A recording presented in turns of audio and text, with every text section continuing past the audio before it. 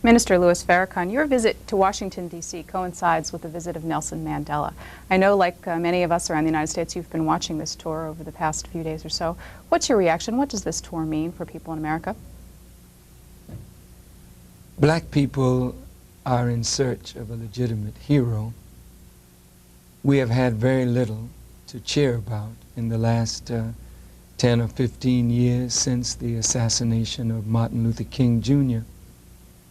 And for a person like Nelson Mandela to have been unjustly imprisoned for 27 years, to have kept his sanity and kept his focus, and for him to be promised release if he would only renounce armed struggle as a viable alternative for liberation, and his refusal to do such, and remained in prison, and for him to come out to the approval of the entire world. It was most joyous for me personally to look at our people and see the joy in their eyes, the love in their eyes, the tears, because we genuinely appreciate a man like this who has stood and stands for a principle and will not waver from that principle in spite of all that comes against him. Good evening from Washington. Thank you for being with us this evening. For the past couple of years or so, we've had opportunities to cover Louis Farrakhan as he's been delivering speeches in a variety of different settings, and we invited him when he's in Washington next to sit down before our call-in cameras and talk with you. For the next hour or so, we invite your questions or comments for our guest, and we'll be going to the phone lines in about 10 minutes or so. I would like to hear a little bit about the rally that you are planning in D.C. this week. If you travel around Washington, if you have over the past couple of days or so, you see signs and posters for your rally here in D.C. It is this Wednesday and Thursday night. That is correct. We have been coming in and out of the city of Washington for the last several years, and each time the rallies get bigger and bigger.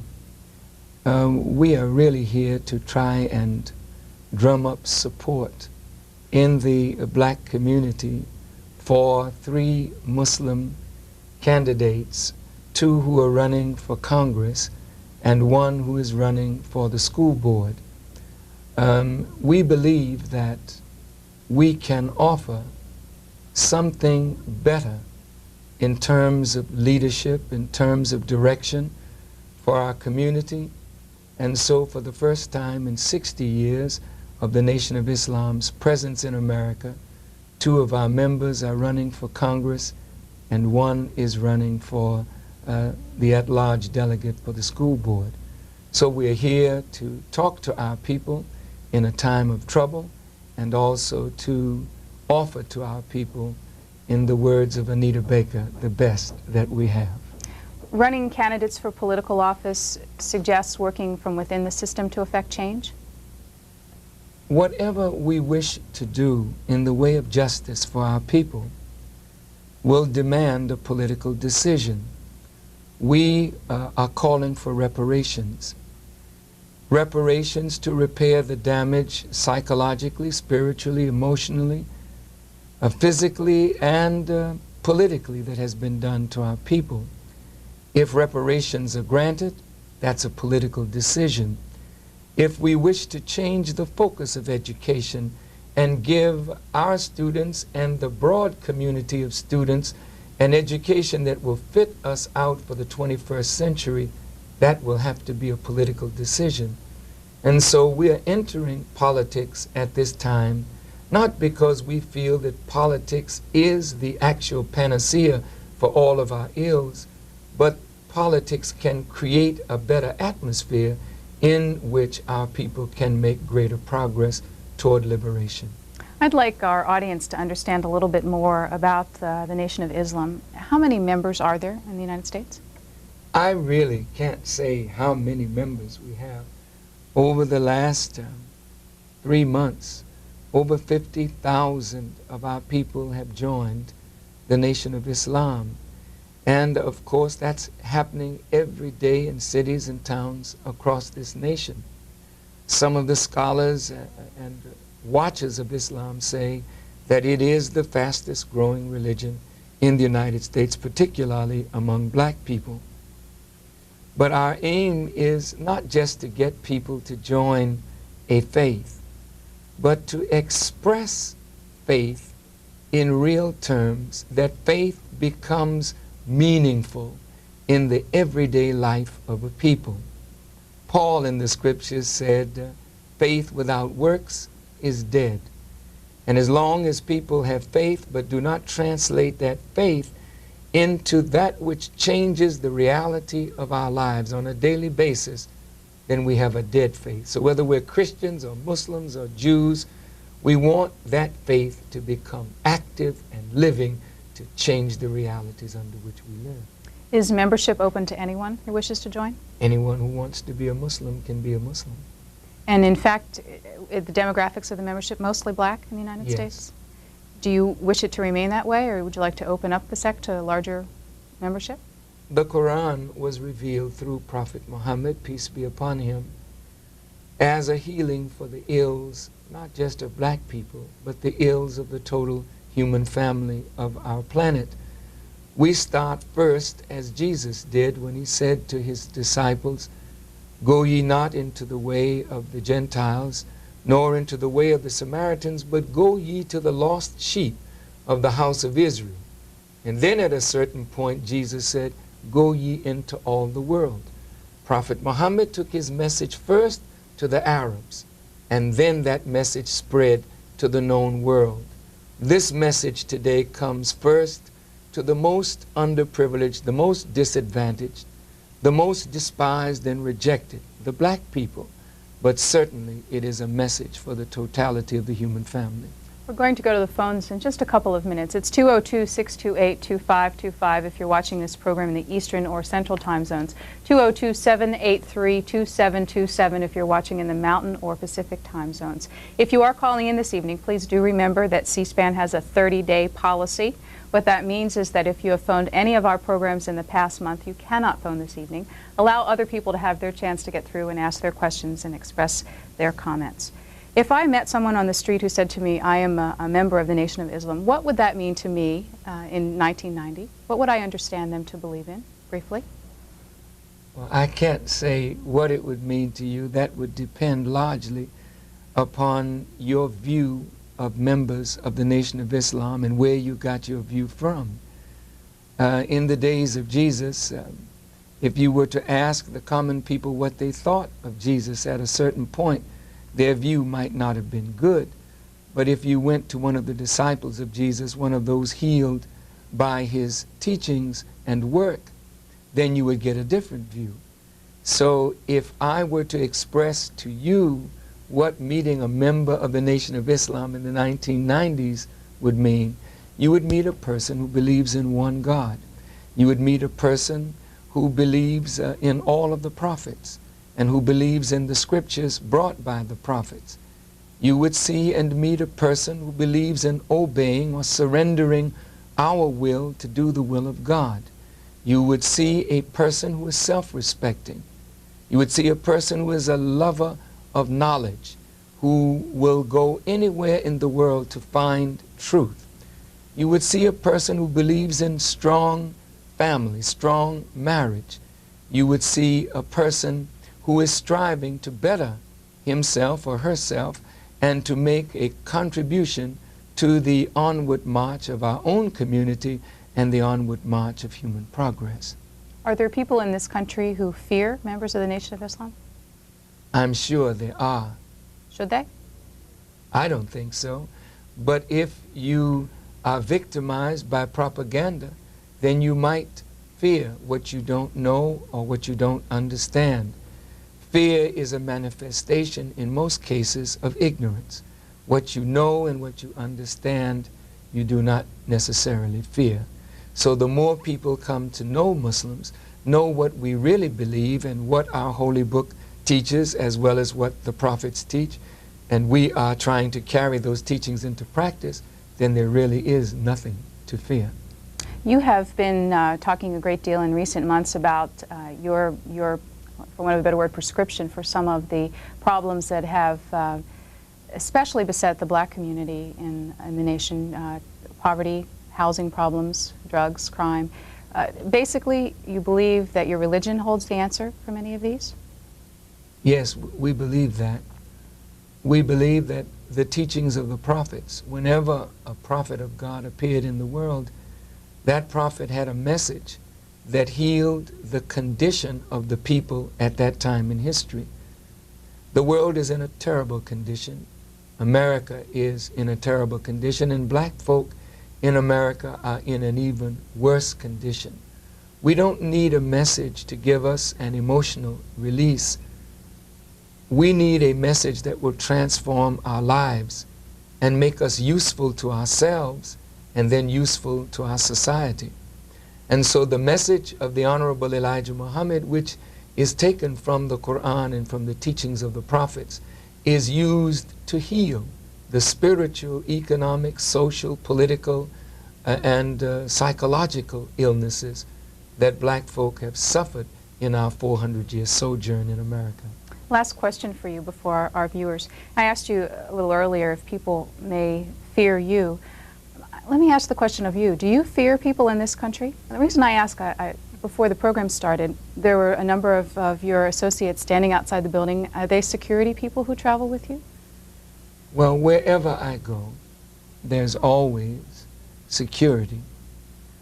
We live in a time and in a country that has seen many leaders shot down, assassinated, white and black, because some people did not like that leader, his program, policy, position, or philosophy. We have witnessed in the last 10 years the shooting of President Reagan, the shooting of the Pope, and over the last 25 years we have lost Martin Luther King due to assassination, Malcolm X, and we've lost many of our great leaders like that. And it's happening every day. Somewhere in the world, some leader is being assassinated. So while we put our trust in God, one of the sayings of the prophet is, trust in Allah, but tie your camel. So we put our trust in God, but we watch as well as pray. Take our first viewer question for you. Mr. Louis Farrakhan from Reston, Virginia, you're on the air. Yeah, first of all, hi. I'd like to say I can't tell you what an honor it is to actually be able to talk to you like a living prophet here. But my question is, I listen to a lot of rap music, and rap music, it really, really supports you. And I've learned a lot about you. I'm a white guy, but I've learned a lot about you through rap music. And I was wondering what your stand was on the 2 Live Crew thing, you know, with all the censorship, and why they're going after the 2 Live Crew when people like Andrew Dice Clay's records are a lot more offensive than anything done in music. Music is an art, and I was just wondering if you could comment on that, please. Well, I would not condemn 2 Live Crew and any of these performers. They are only feeding the public what they believe the public wants. And it is sad that America has come to the point where the public has such an appetite for filth that our artists, whether they're black or white, constantly use filthy language, speak of filth, indecency, debauchery, and feed it to the public over the airwaves and through radio, television, and records.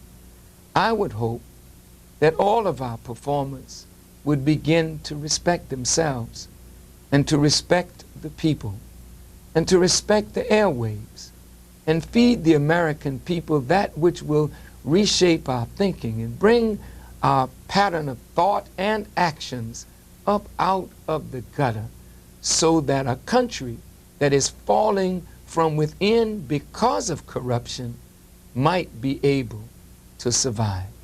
Next question, Atlanta, you're on the air. Yes, Minister Farrakhan. Yes. First, I'd like to say it's an honor to speak to you. It's my However, honor. I'd like to comment and also ask you a question. I'd like to know, first of all, if you are planning to meet with Nelson Mandela during his trip to United States, and also if you would tell me and the other young viewers that are listening, we as black people, we need to know what should we do to prepare our younger generation for what is going on. There are a lot of things that are happening, and we as young black people are not sure which route should we take. Would you care to elaborate on that for us, please? Thank you. I have not as yet been invited to meet with Mr. Mandela. I have met with him over the television, and I am deeply pleased and impressed with the magnitude of our brother. At some point in this life, if it is God's will, I hope that I will get a chance to meet and talk with him. I was invited to be on the Ted Koppel show when they had the forum with Mr. Mandela. I declined. I didn't tell Mr. Koppel why, but I did not feel and do not feel that Nightline or any other show like that is the proper forum for us to discuss the real problems that black people in America and in South Africa face, particularly if we have not met and exchanged views, and maybe there are points that we have variance or disagreement with. So I would not wish for Nightline to use any differences in opinion to try to drive a wedge between us and our brother. So I refused to be a part of that show. But as it was just certain leaders invited to be there to watch and to be a part of history, but not necessarily to take part in it. The second part of your question, young people have to know who they are, what their origin is in this world, what is the purpose for our lives. The knowledge of self is critical to create love in us for ourselves, respect for self, unity with self, to begin to make a future for ourselves. If we were to advise our young people, we would tell them to get an education, but get an education that will make us independent. We have gained $260 billion out of the American economy last year, and that money did not circulate in the black community one time before it went out into the other communities of America. This is tragic, and this happens because we are not providing the goods and services for ourselves. So if I were to advise our young people, I would say go and get an education, but don't come out of college and university asking others to do for us what we should unite and do for ourselves. Fairbanks, Alaska, you're on the air. Hello there. Sir, how do you do? If my calculations are correct, and I studied this quite a while, we're on the verge of getting a Satan-powered world dictator, and by the way, he'll be white. What do you think, or do you have any comments concerning the revelation, including its description of the great whore of the city of Seven Hills? I have heard many interpretations of that, some by Martin Luther, some by eminent religious scholars. Some of their interpretations might be considered offensive to the Catholic Church and to others whom they describe as that great whore that sits on the seven hills, and some of them describe it as Rome. We are living at a time when the satanic powers of the world are exercising great authority and power over the minds and hearts of the human family. But I am very, very happy to say that that power is gradually being broken. The scriptures of Revelations teach us that on the return of Christ, the powers of this world will be broken and a new government will be set up. And the scripture says that there will be a new heaven and a new earth, and the former things will pass away. We believe that the new heaven and the new earth means a new spiritual as well as a political order that will come to the earth. And we believe that we are at the time that that should take place. Let us hope that we will be a part of that which God makes new. Summit, New Jersey, our next caller, you're on the air. Hello, Minister Louis Farrakhan. Yes. Assalamu alaikum, brother. Wa alaikum salam. I would like to know if there be any emergence of unity between yourself and Imam Isa and Brother Salis Muhammad. Could you tell us who they are, please? Yes. Imam Isa is a spiritual teacher and leader of a group of Muslims in the United States, and Salis Muhammad is a leader of a faction of that which is called the Nation of Islam. We would always hope, my dear brother, for unity. Unity is a big, big word, but there must be a basis for it. And that basis has to be an agreement on principles of truth and agreement on a cause that is bigger than our differences. There are many Muslims in the world that have differences, but the cause of Islam is bigger than our differences.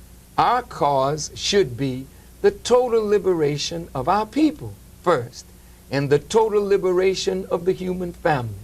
And as long as black people are homeless, hungry, naked, out of doors, diseased, and killing one another, we don't have a legitimate right to argue over this or that spiritual truth. We need to come together, heal the wounds of our people, and then after we've gotten our people in a better condition and position, sit down and argue over whose theological perspective is most correct. Manchester, Michigan, you're on the air. Hi, Mr. Farrakhan. How do you do? Really think you're doing a great job, and I think that the spiritual content of what you bring across to people is what's really going to pull them up, and not just black people, but white people. They really listen to what you're saying. You're talking about love and all the things that really are the basis of all religions, to love your neighbors yourself and, pull yourself up. But I just wanted to say that I'm a white person, but just wanted to say I think you're doing a great job. And I think there's a lot of white people out there, if they really listen to what you're saying and not listen to what the media tries to, come across with, I think they'd be impressed with what you're doing. And I wondered if there are any other white people that work with you or that are in your organization, or is that not possible? Thank you very much. Thank you. The thrust of the Nation of Islam is basically, as we said, to get black people up, to transform our lives, to make us useful to ourselves and then to others. We could not do that successfully in the presence of those who are the children of those who put us in this condition. That does not mean that you or others cannot accept faith and act on the principles of faith and do good to help any cause that would advance the total community. But ours is a movement designed specifically to correct the ills of black people primarily, and then the ills of others secondarily. But anybody who is concerned with their own ills and not concerned with the ills of others will ultimately be affected by the ills of others. So ultimately we must work to cure the totality of the human family. Our next question comes from Los Angeles. You're on the air, caller. Oh, yes. Minister Farrakhan, it is certainly and indeed an honor to speak to you, sir. Thank you. What you've done for black people everywhere is quite wonderful, and I thank you for that. I love you, my brother. Thank you. I love you too. Thank you.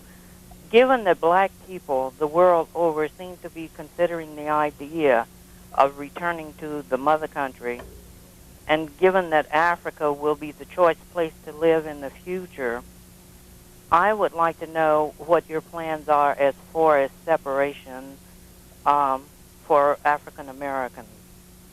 Are you still of the same mind that you have been in the past?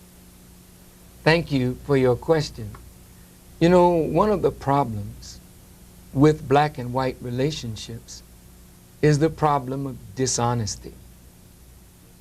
It seems to be not in vogue or style for white people to say, I'm proud to be white and I want to keep my race as it was originally intended.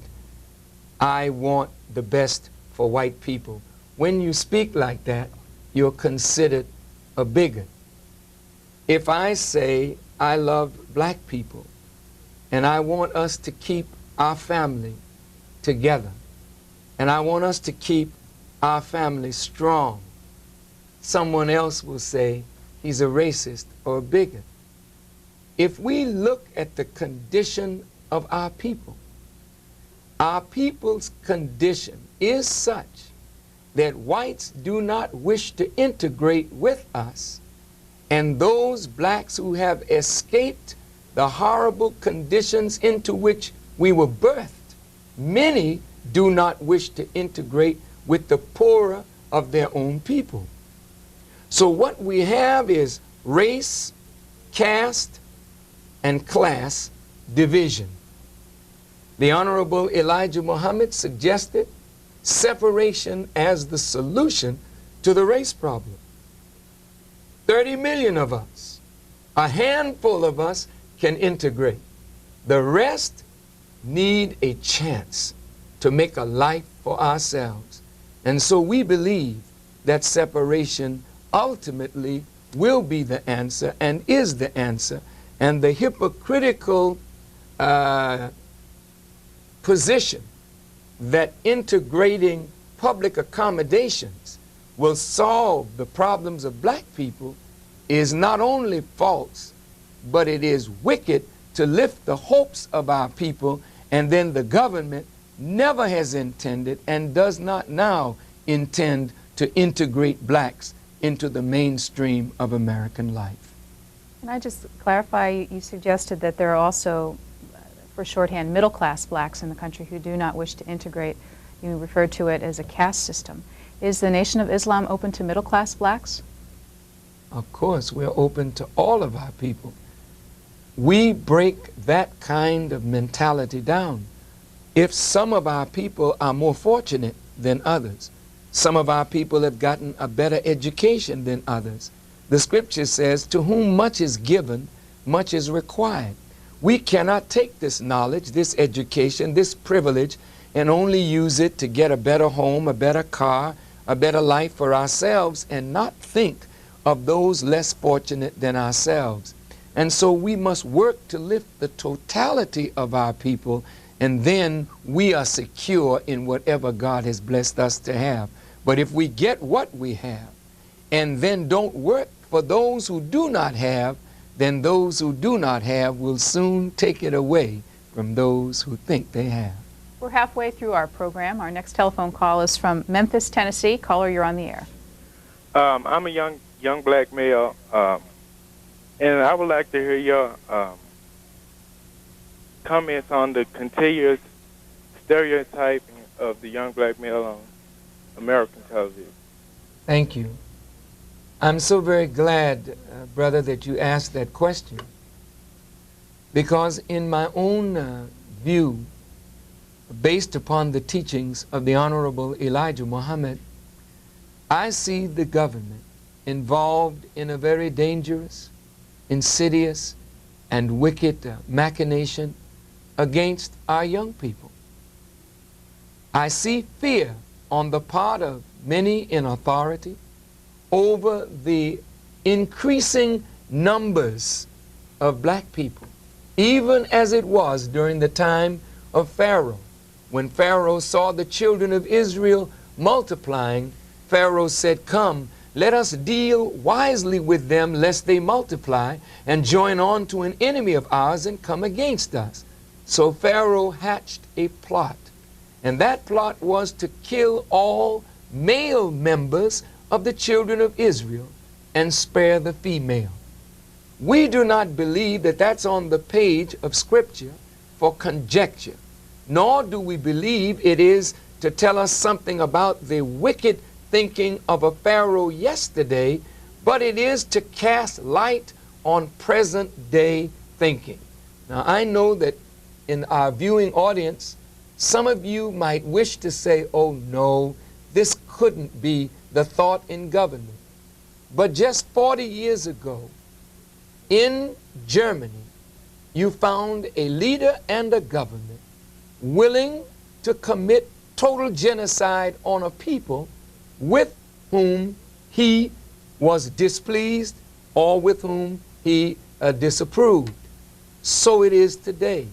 And if you will mark this as I conclude this question, whenever the government of the United States made a move against a third world country, they first seeded the American public through the media. So they've made Gaddafi this evil, ugly man, the mad dog of the Middle East, President Reagan called him. This was to justify an assassination attempt on the life of Muammar Gaddafi, even though Noriega was paid by the CIA and was a ward, so to speak, of the CIA. Yet when they got ready to move on Noriega, they kept putting in the newspaper the alleged drug kingpin, Noriega. And this was to justify pulling the stealth bomber out, a bomber that had never been tried on any major power. It was used in Panama not to kill 300 Panamanians, as the press would have us believe, but anywhere in the neighborhood of 2,000 to 5,000 Panamanians were killed, and most of them were black and mestizo. And so I'm saying this to answer your question, my brother, that everywhere you look today, young black men are being made to appear as the villain. All we have to do is wear a gold chain and wear sneakers, and we are looked upon as drug sellers, criminals, gang bangers. We don't say that these things don't exist in our community, but there is a pernicious description of young black men that pervades America today, and it is creating hostility in the majority white population against young black men, and it is setting us up for destruction. So I would appeal to all those of you who are young and black and male, don't play into the hands of the plotters. You don't need an Uzi, an AK-47, a street sweeper to deal with your own brother in your own community.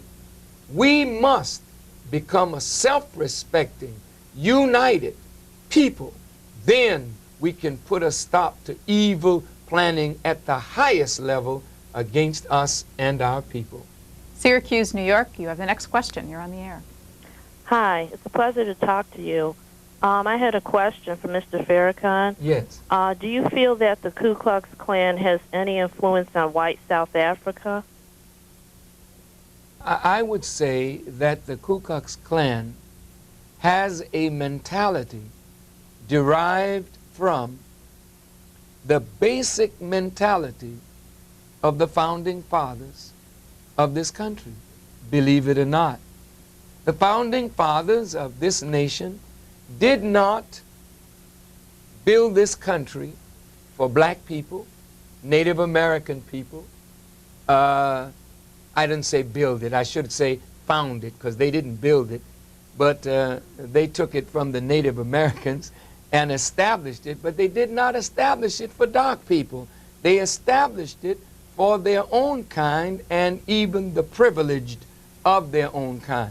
So when they said we the people, they didn't mean we black people, we native people, we Asian or Arab people. No, they meant we white people. So the Ku Klux Klan comes out of that mentality. that blacks must be put in their place, and Jews must be put in their place, and this country should be returned to white people, for white people and their progeny. If that is the thinking of Americans, then the American people should state that. But if that is not the thinking of the American people, then the American people have to repudiate the narrow view of the founding fathers of this nation and say that no, that view does not hold today. We want America for all of those who are called American citizens.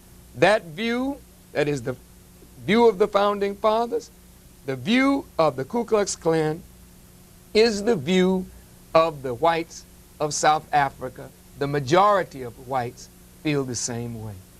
We're talking with the head of the Nation of Islam, Minister Louis Farrakhan. Our next question comes from San Francisco. Caller, you're on the air. Yes, Minister Farrakhan, I would like to say that I enjoyed your lecture in Oakland, California, and I would like Thank you. When you will be having a school in San Francisco for young boys. I have 2 young boys, and I would so much want them to go to your school. Thank you. Thank you. We would hope to establish a school in San Francisco and Oakland, but one of the prerequisites to establish an independent school is you have to have money. And so we are busy trying to set an economic base, because we cannot charge the tuition that will satisfy the requirements of a school. No school can function solely on tuition. So if we're going to have an independent school, we have to lay an economic base that will allow us, coupled with tuition, to give our children adequate education and to pay the teachers an adequate salary. May God bless us to do just that. New Haven, Connecticut. Good evening. Yes, assalamu alaikum. Wa alaikum salam. Yes, I'm unable to see the picture because my cable company cut you off, but I called anyway. What I want to do is clarify something historically. I'd like to know whether or not Africans from West Africa, their first monotheistic religion was Islam. Am I correct or am I incorrect? Caller, before Mr. Farrakhan answers, can you hear the audio for this program at all? Yes, I can, through the phone. All right. I'll keep you on the phone so you can hear the answer then. Okay. There's a scripture in the Bible that says, Jesus speaking, before Abraham was, I am.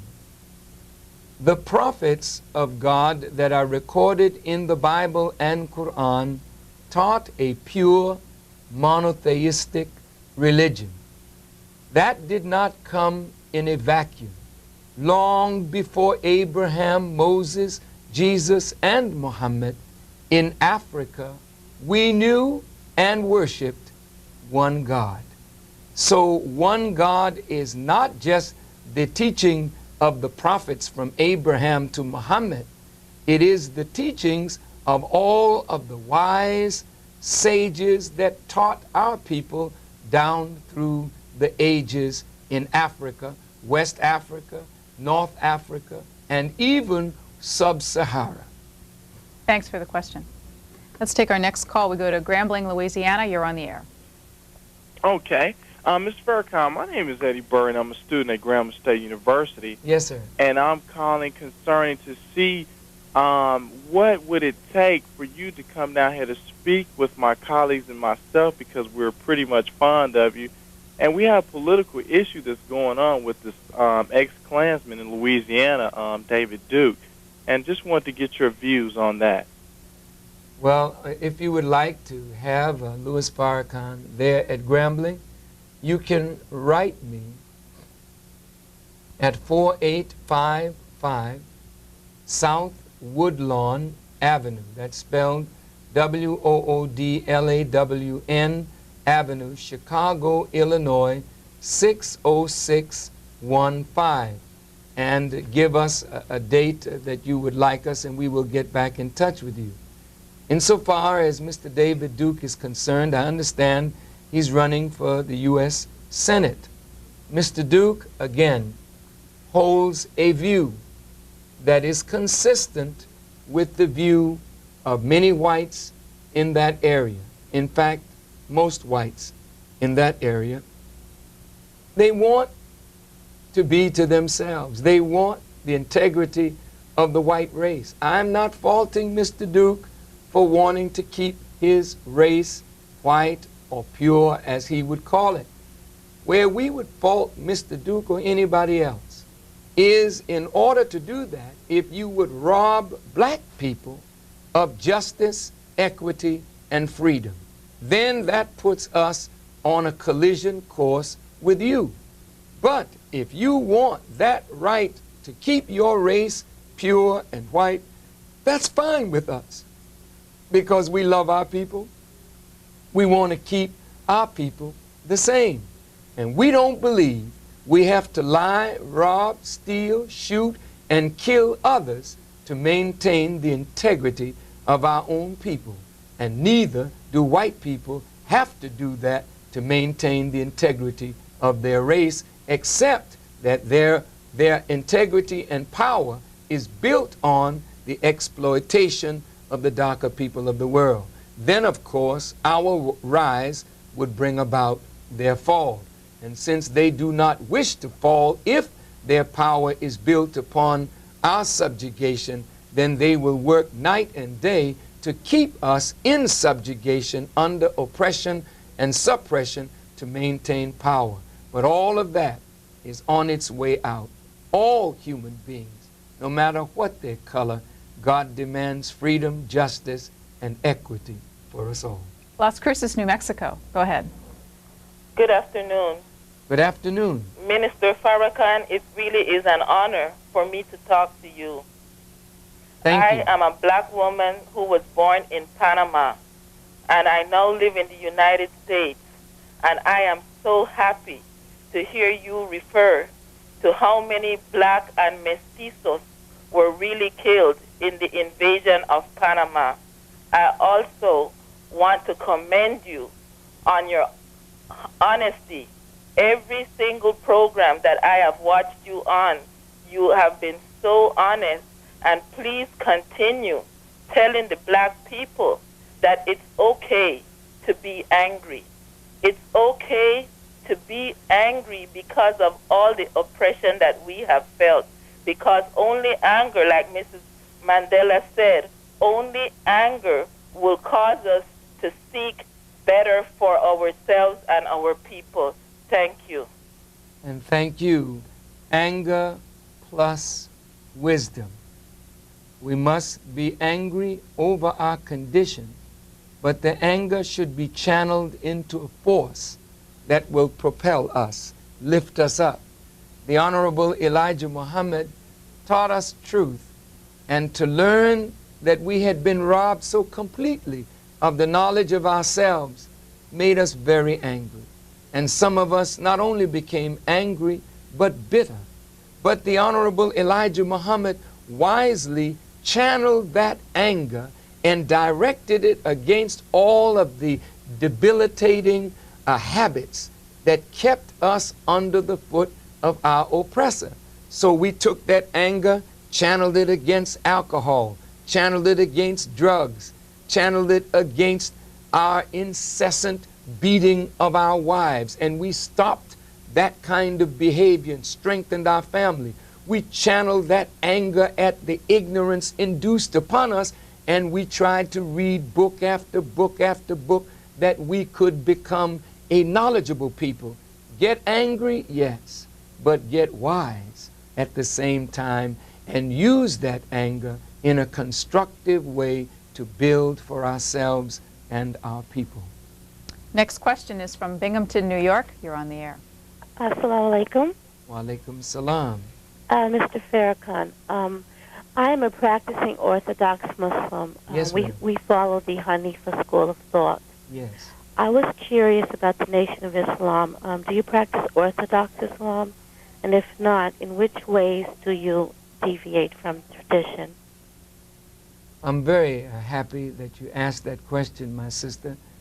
I do not wish to talk about, quote unquote, Orthodox Islam. The term Orthodox is a Greek term that means right. I don't believe there's any right Islam or wrong Islam. There is Islam. And there is a way to practice it laid down by the teachings of the Quran and the example of Prophet Muhammad. We are practicing Islam as we know and understand it. The pillars of faith are the same. The pillars of practice, prayer, fasting, charity, Hajj. We practice the principles as the Prophet taught these principles. The difference that makes us seem unorthodox is that the Honorable Elijah Muhammad addressed a psychological condition that 400 years of misteaching that caused us to hate the blackness of our skins, the kinkiness of our hair, the thickness of our lips, the broadness of our nose, and our African origin in this world. He had to reverse that.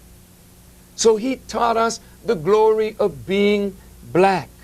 And this, of course, to many quote-unquote Orthodox Muslims was against the teachings of Islam, because Islam does not deal with color. But the Quran is called a healing.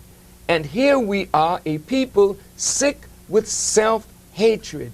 Surely in the book Quran there is a healing for the sickness or ill of self-hatred. And so these are considered unorthodox methods. But we are as Muslim as any Muslim that is Muslim. New York City, you are on the air. Good evening. Good evening, Mr. Farrakhan. Good evening. I have a question for you in reference to Christianity. Yes. I've often heard, listened to you on television, and you often use the Bible and Jesus Christ to reference, to make points. And I was wondering, what is your relationship to Jesus Christ? Are you a Christian? Or what belief are you? And how does the Quran and the Muslim religion relate to Christianity in your mind? Thank you. If you were to read any translation of the Holy Quran and read the commentaries of the scholars, or just read the words of the Quran itself, no Muslim can be a Muslim unless he believes in that which was revealed to Prophet Muhammad, peace be upon him, and that which was revealed before him of the Torah and the Gospel. We are believers in the Torah and believers in the Gospel brought by Jesus. And of course we believe in the Quran brought by Prophet Muhammad. How do you acquaint people in a Christian context with the unknown, which is Muhammad and the Quran, unless you deal with a Christian people through what is known? All Muslims believe in Jesus. The Quran calls Jesus the Messiah, that one born of Mary, who opened the eyes of the blind, made the deaf hear, the dumb speak, and raised the dead to life. And in Muslim tradition, the Muslims are not looking for the return of Prophet Muhammad, peace be upon him, at the end of the age. Muslims are looking for the Mahdi and the return of Jesus. So there is great similarity between Muslims and Christians. And lastly, let me say, you asked me, how do I identify with Christians? To be a Christian, according to the definition, means to be one with God, following the example of Jesus Christ. And according to the teachings of the Quran, Jesus was a perfect example of the law of Moses. To be a Muslim means one who submits his or her will entirely to do the will of God, following the example of Muhammad. And if Muhammad and Jesus came into this television studio, they would embrace and hug and kiss each other, and their revelations would embrace each other. So Christians and Muslims, once false concepts and understanding is cleared away, will embrace one another. I want to ask you very quickly, and I want to take away from our calls. We have 6 minutes left. You became a Muslim when? 1955. And as is the custom, you changed your name at that point. You were born Louis Eugene Walcott. You became then Louis Farrakhan. Does Farrakhan mean anything? Of course. The name Walcott, of course, is a slave name. It was imposed upon my fathers by a slave master who had slaves named Walcott. And as they branded their horses and their cows, they named their slaves after themselves as a sign that we are the property of Mr. Walcott. And if we got sold to a Mr. Brown or Mr. Jackson, then our names would change, showing that we are the property of that slave owner. Well, since I'm no longer a slave, I am a free man, I would like to give up the name of a slave master and take the name of God, since I belong to God and He is the only master in my life. Then one of the names of God, I believe, and we believe, we are justified in wearing. So the name Farrakhan was given to me by the Honorable Elijah Muhammad. He did not tell me its meaning, but he did say it was a good name with very good meaning. He said he had many Sharifs, many Alis, many Muhammads, but he only had one Farrakhan. And if I, in my own research of the name, the closest name that I could see to Farrakhan is the name Furqan. Furqan, which is the 25th chapter of the Quran, meaning a criterion or one that discriminates between truth and falsehood, right and wrong. And I hope that that's what my life and my work is doing, producing a discrimination and a criterion and a standard by which righteousness and truth can be judged. Let's go out west to Livermore, California. Minister Farrakhan, if we are going to begin to solve the chronic problems of Americans, and particularly black Americans, isn't it long past time to stop all movement of foreigners to the U.S., whether as immigrants or refugees or for any other reason, so that we could focus on the problems of present-day Americans? Thank you. That seems to be a problem for the government of the United States to consider. Unfortunately, there is a scripture in the Bible that says that America would lose control of her borders. And because of greed, when you have factories and businesses that want cheap labor, we encourage the coming into the country of many refugees, not only from Central and South America, but as America involves herself in the internal affairs of other nations. When the powers that America has fought against through their proxies lose, then those that were paid by America have to come to America. So you have many Vietnamese coming into America from South Vietnam because they fought at the, I would say, behest of the United States government. They were backed by the government. So when the Viet Cong overran them and became the conqueror, these Vietnamese had to flee. And many of them had no place to find refuge but here in the United States. The United States has a symbol, the Statue of Liberty. Give me your tired, your poor, the wretched refuse of your teeming shores, your huddled masses yearning to breathe free. And so many people all over the world are like that, and they look at America as their hope. And so they flood into America, legally and illegally, which of course is making it much more difficult for America to solve her internal problems. But this is again a problem for government to look at and to try to find a solution to. We don't have very much time. We're going to try and take a very quick question from Huntsville, Alabama. Yes. Very quickly, sir. Yes, Minister Farrakhan. I saw you in Atlanta and it was great at the Omni. Thank you. I'm a young black male of 20 years old, and I would just like to ask you, what areas of economic development should young blacks coming out of college should focus on? Because I'm an accounting major and I'm graduating in 1991, and I want to do everything I can to help my people. Thank you very much. 30 seconds. agribusiness. We are going to have to feed, clothe, and shelter ourselves if we're going to be independent. Any man that has his mouth in another man's kitchen will always be the slave of that man. Let's go to the earth and farm and develop food, clothing, and shelter. God bless you. Louis Farrakhan, who heads the Nation of Islam here in the United States. Mr. Farrakhan, thank you for being our guest this evening. Appreciate the time and for answering our viewers' questions. Thank you very much.